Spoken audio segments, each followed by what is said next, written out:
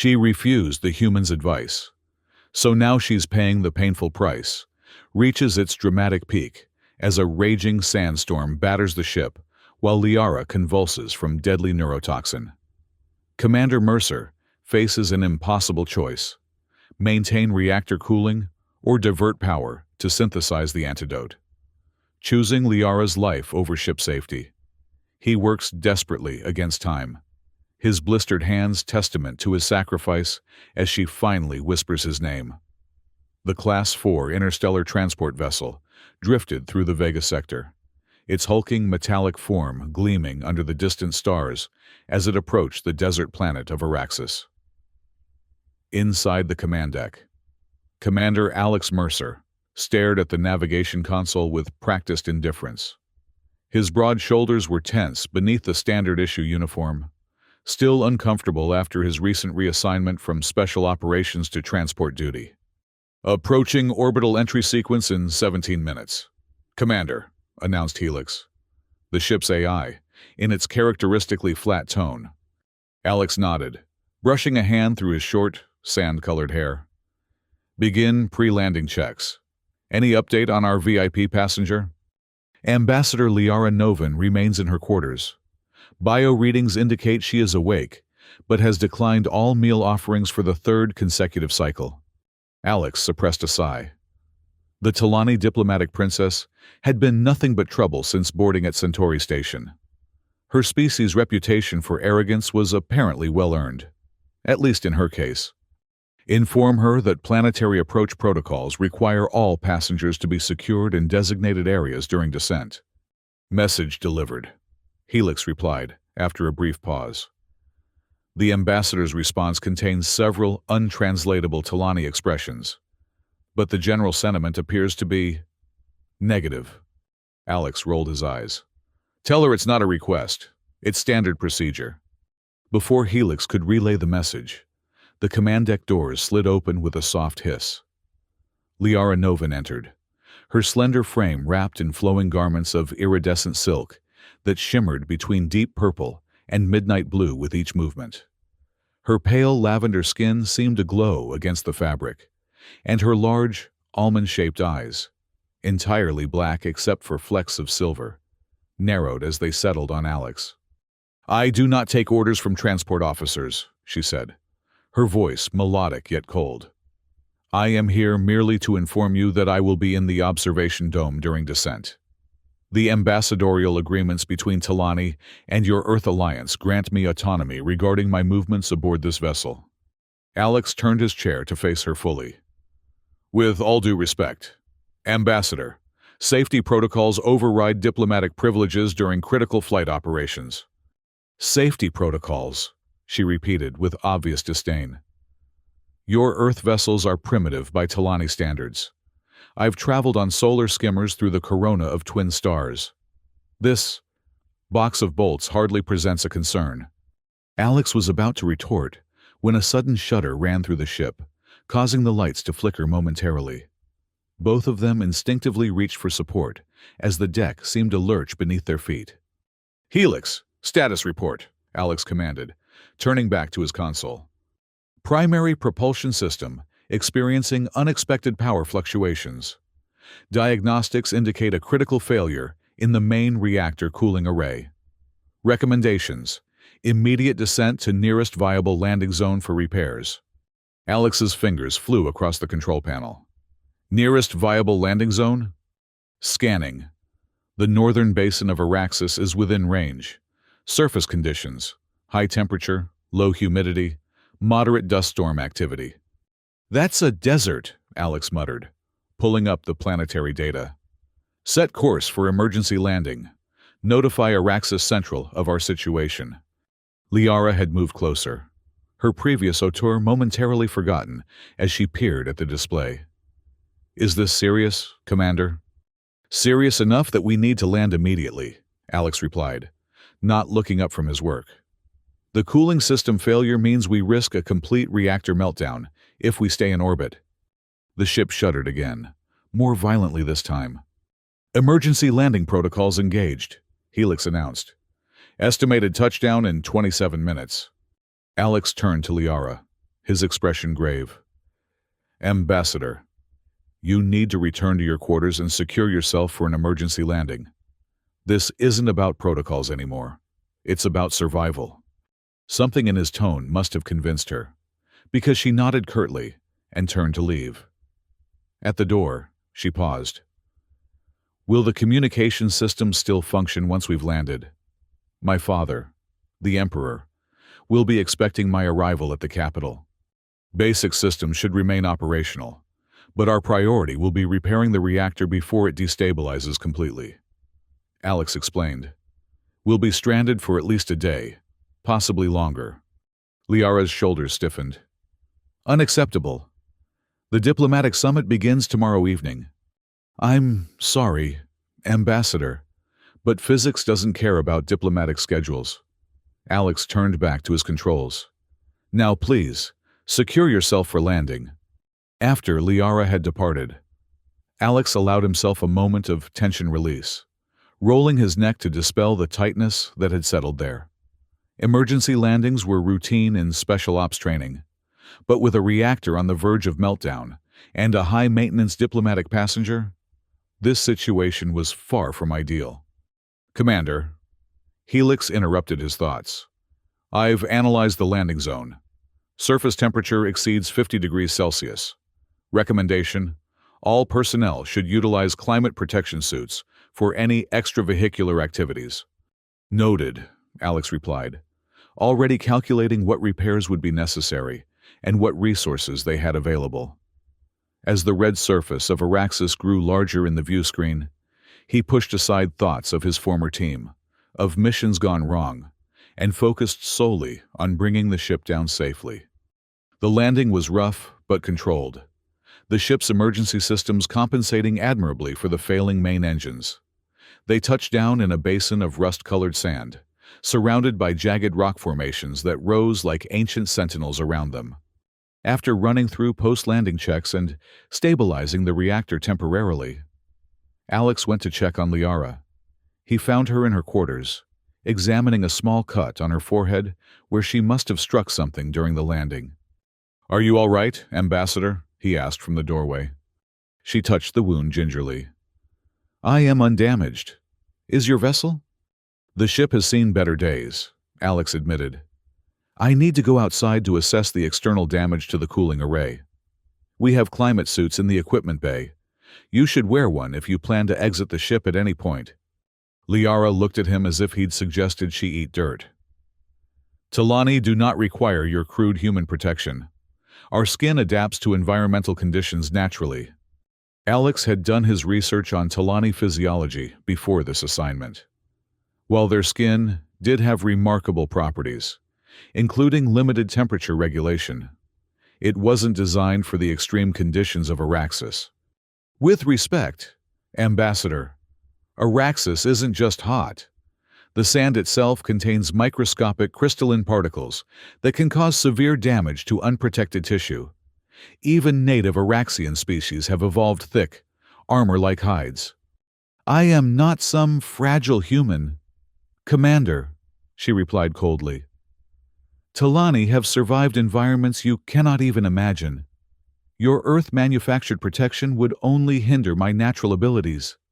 Alex recognized the stubborn set of her jaw and decided this wasn't a battle worth fighting now. "As you wish. Just stay inside the ship until I've completed my assessment. The external atmosphere hasn't been properly analyzed yet."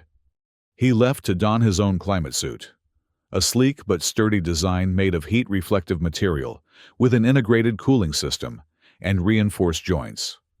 The helmet sealed with a soft click, and the heads-up display flickered to life, immediately beginning to monitor the external conditions.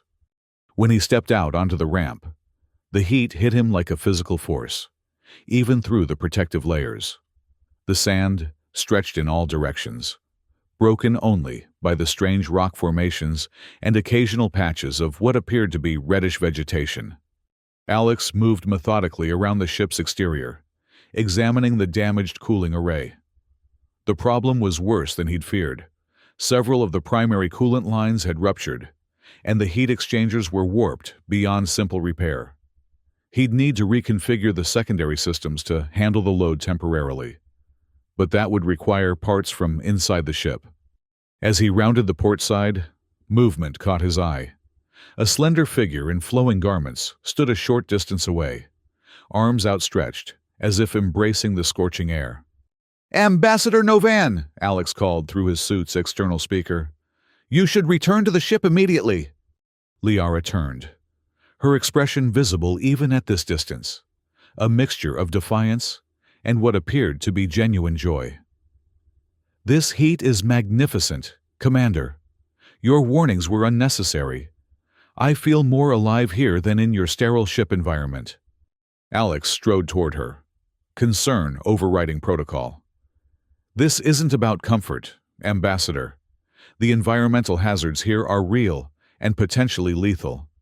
"Always so dramatic, you humans," she laughed, spinning in a graceful circle. "Look at me. Perfectly." Her words cut off abruptly as she stepped backward into a patch of what Alex had taken for simple vegetation.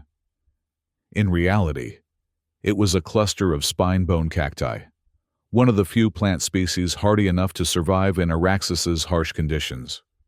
Their blood-red stalks were nearly invisible against the sand, but their defense mechanism was legendary among xenobiologists. Liara's scream pierced the hot, still air as several barbed spines penetrated the thin fabric of her garment and embedded themselves deep in her thigh. She stumbled and would have fallen directly onto more of the dangerous plants if Alex hadn't lunged forward to catch her. "Don't move," he instructed firmly, supporting her weight while carefully maneuvering them both away from the spine-bone cluster. "Those barbs inject a neurotoxin. We need to get you back to the ship immediately." Liara's face had gone from lavender to an ashen gray, her black eyes wide with shock and pain. "It burns," she gasped, her previous arrogance evaporating in the face of sudden agony. "Like fire in my veins." Alex lifted her into his arms, mindful of the spines still protruding from her leg, and carried her swiftly back to the ship. Inside, he laid her on the medical bay's examination table and removed his helmet. "Helix, scan for spine-bone cacti toxin and begin synthesizing a preliminary antidote," he ordered, cutting away the fabric around the wound to better assess the damage. "Scanning," Helix responded. "Toxin identified.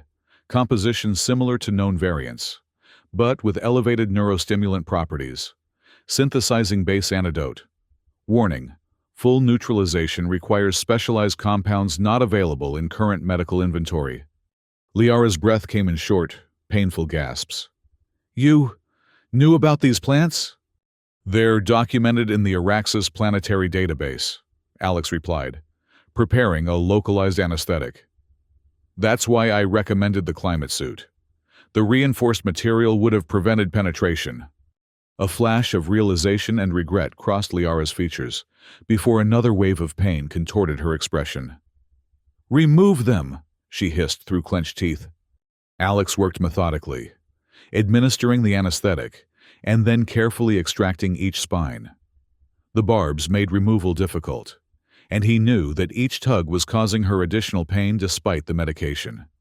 "The toxin works quickly," he explained as he worked, partly to distract her, partly to ensure she understood the severity of the situation. "It attacks the nervous system first, causing intense pain, then begins to affect muscle control and, eventually, respiratory function." "Am I going to die?" Liara asked, her voice small and suddenly very young. Alex met her gaze steadily. "Not if I can help it. The base antidote will slow the toxin's progress, but we'll need additional medical supplies for complete treatment." He finished removing the last spine and applied a regenerative gel to the wounds. "There's a trading outpost about 3 hours' walk from here. I've already sent a distress signal, but I can't be sure they've received it." Liara tried to sit up but fell back with a groan. "I cannot miss the summit, my father." "Your father would prefer you alive, I imagine," Alex interrupted, administering the base antidote via an injection to her uninjured leg. "Right now, that's our priority." As if the universe had decided to test their resolve further, an alarm suddenly blared throughout the ship. "Warning," Helix announced. "Atmospheric sensors detect rapidly approaching dust storm. Estimated arrival, 17 minutes. Estimated intensity, Category 4. Alex cursed under his breath. Category 4 meant winds strong enough to damage the ship's external components, including the already compromised cooling array. "Can we move the ship?" Liara asked, wincing as she shifted position. Alex shook his head. "Not without completing repairs first. The reactor would overheat during liftoff." He thought quickly. "We need to secure the external components and power down all non-essential systems to reduce the heat load."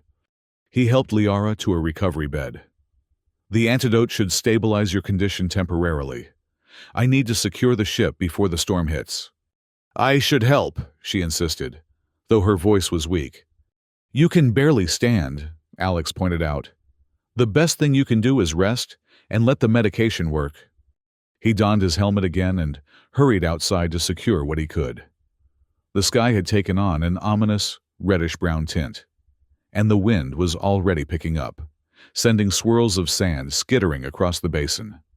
Working against time, Alex managed to lock down the most vulnerable components and retrieve the essential tools he'd need for repairs once the storm passed.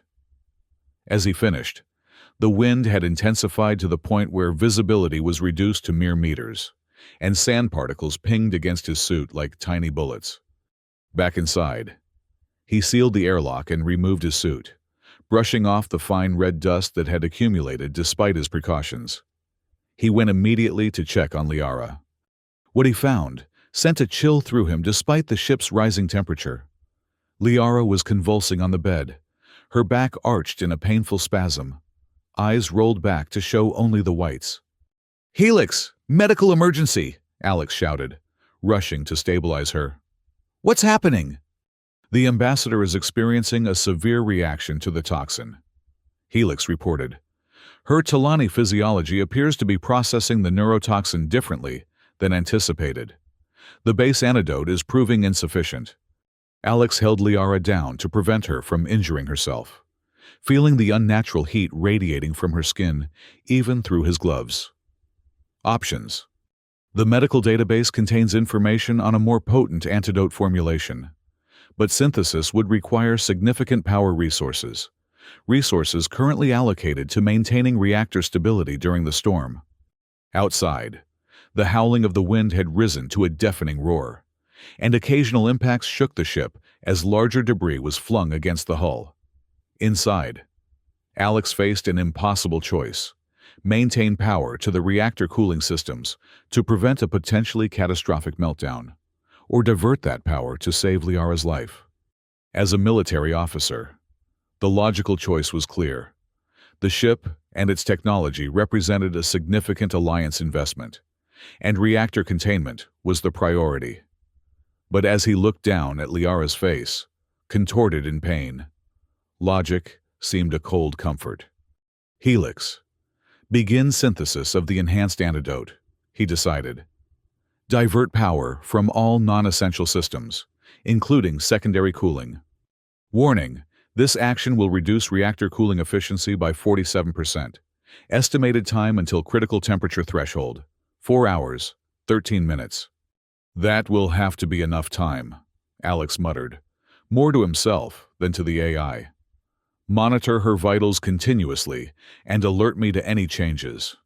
As the storm raged outside, Alex worked tirelessly inside, alternating between checking Liara's condition and manually adjusting the reactor systems to maximize their efficiency with reduced power. The temperature inside the ship rose steadily as the environmental controls were scaled back, sweat soaking through his uniform as he worked.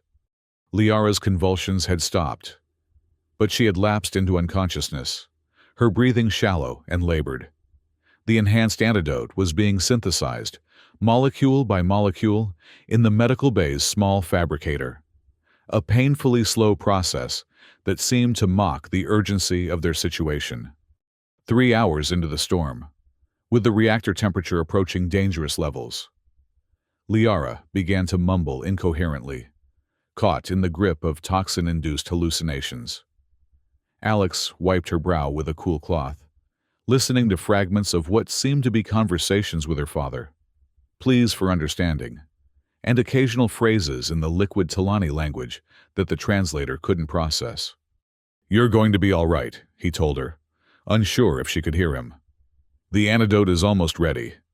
In her delirium, Liara's eyes fluttered open, but they didn't focus on him.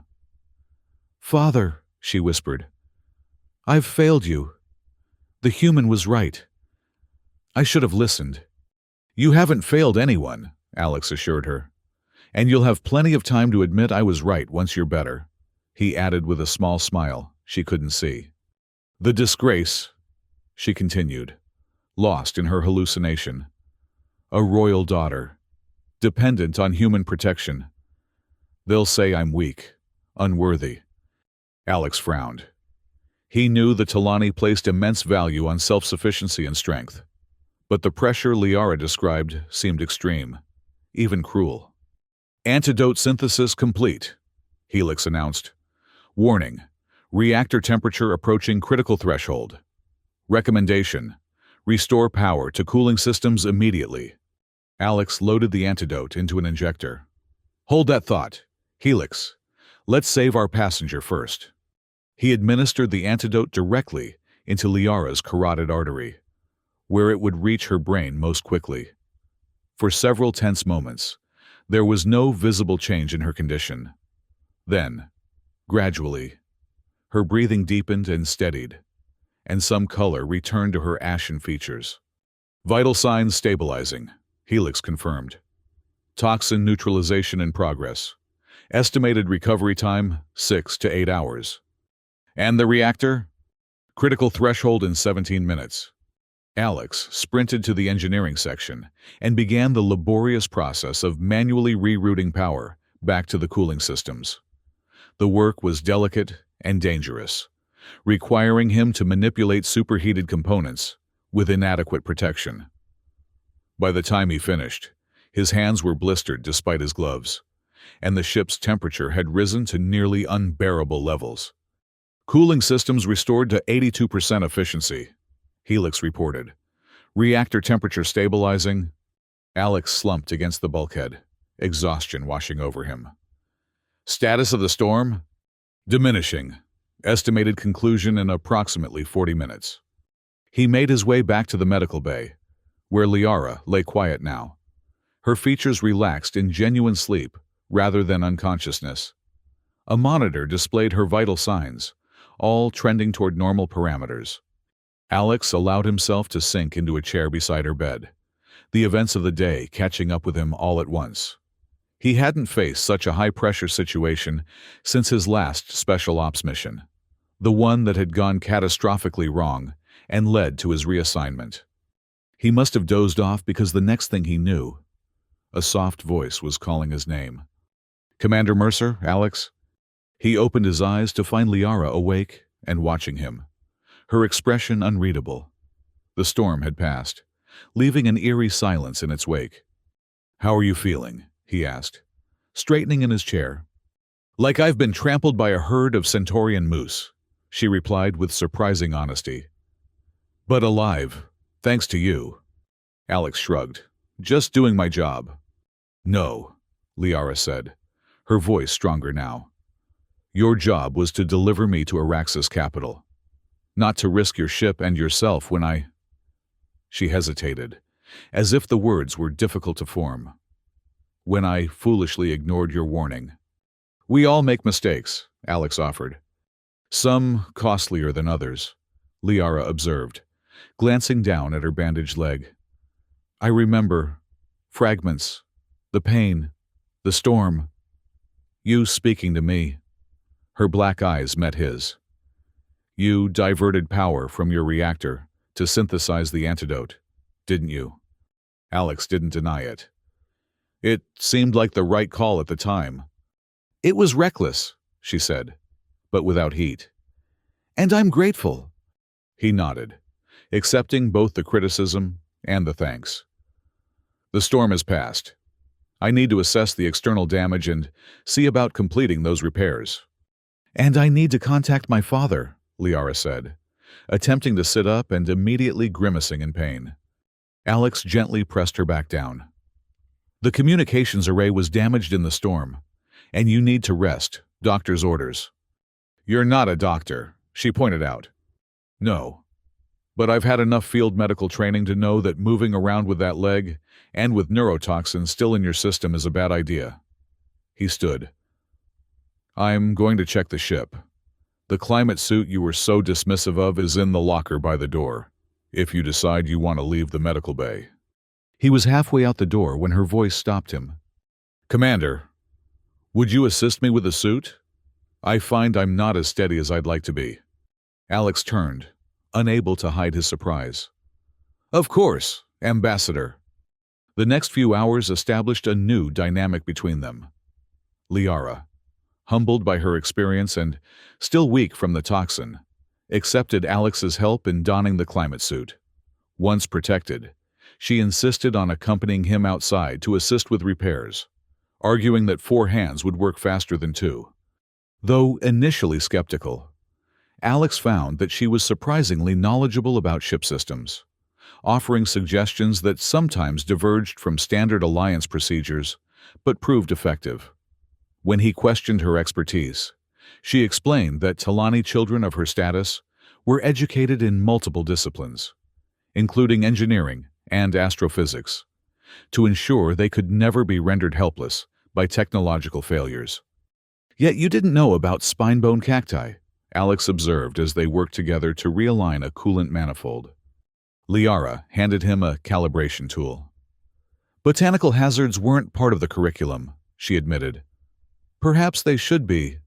As they worked, the conversation turned more personal. Alex spoke briefly of his special ops days, of the mission that went wrong, and the teammates he couldn't save. Liara listened without judgment, then surprised him by sharing her own burdens, the constant pressure of royal expectations, the isolation of being groomed for leadership, the fear of showing any weakness. My father is a great ruler, she explained, but he believes strength is everything. To ask for help, to admit uncertainty, these are viewed as failures of character in the imperial court.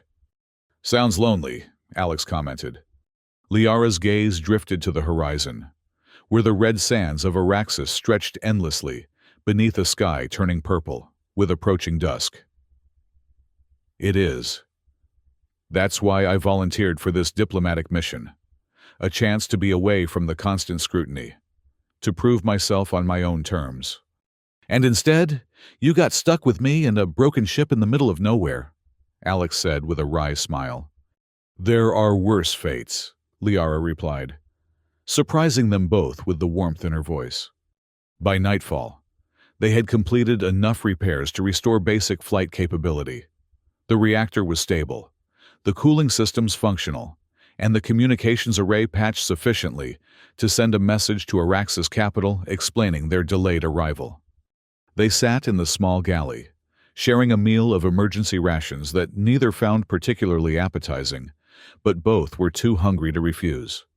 We should be able to reach the capital by midday tomorrow, Alex informed her. You'll only be a day late for your summit. Liara nodded, absently rubbing her injured leg. The antidote had neutralized the toxin, but the wound itself would take time to heal completely. My father will be displeased, but he values results over punctuality. If the trade negotiations succeed, he'll forgive the delay. And if they don't? She met his gaze steadily. Then I'll bear the consequences. But I've learned something valuable on this journey, something that may inform my approach to the negotiations. What's that? That, sometimes, the strongest position is to acknowledge when another's expertise exceeds your own. That there's no shame in accepting help when it's offered in good faith. She paused. These are not traditional Talani values, but perhaps they should be. Alex was struck by how different she seemed from the haughty ambassador who had boarded his ship just days ago. Pain and vulnerability had revealed a depth to her character that protocol and pride had previously obscured. "For what it's worth," he said, "I think you'll make an excellent negotiator." The journey to Arax's capital the next day was uneventful, the ship performing admirably despite its jury-rigged repairs. As they approached the sprawling metropolis with its distinctive crystalline towers, rising from the desert like massive geodes, Alex felt a curious reluctance to see their journey end. He guided the ship to the designated diplomatic landing pad, where a delegation was already waiting.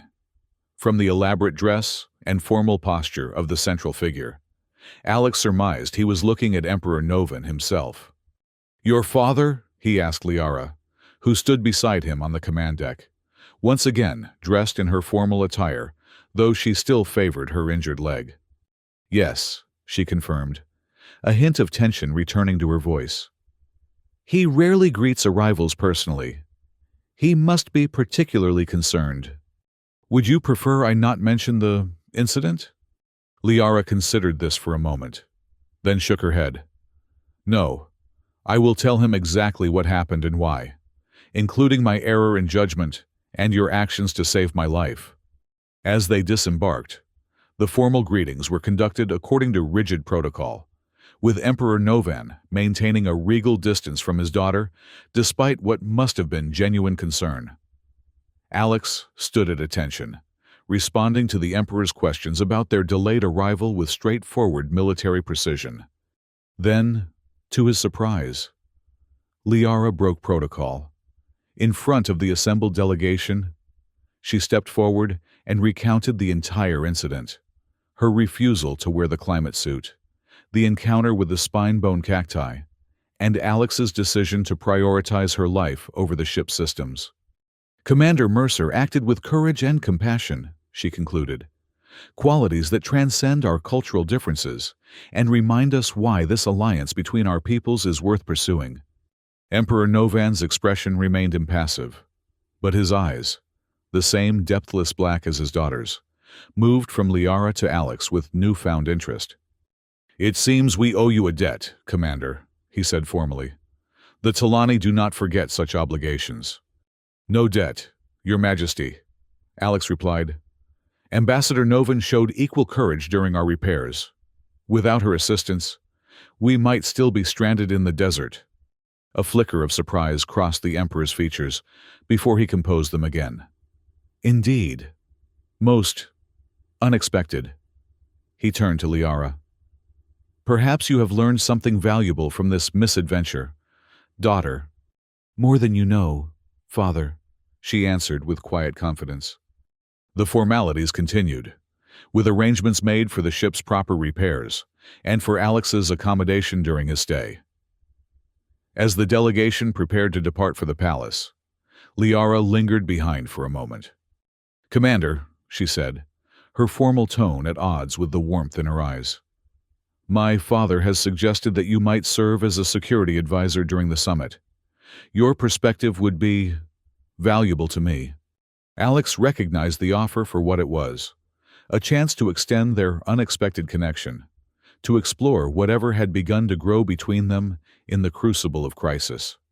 "I would be honored, Ambassador," he replied with equal formality, though he couldn't suppress a small smile.